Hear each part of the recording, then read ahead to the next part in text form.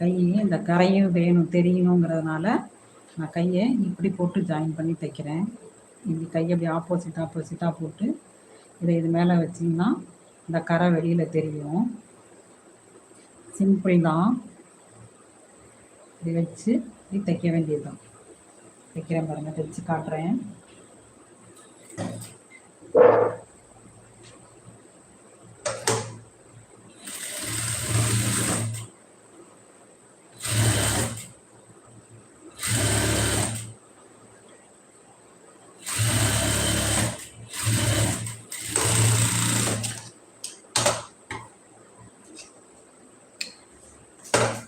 பாருங்க, தைச்சிருக்கேன்.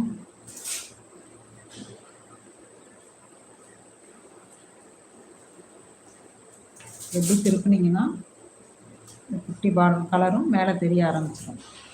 ஈஸியாக இருக்கும், பார்க்குறதுக்கும் அழகாக இருக்கும் இந்த கலர் மேலே இந்த இது தெரியறதுனால.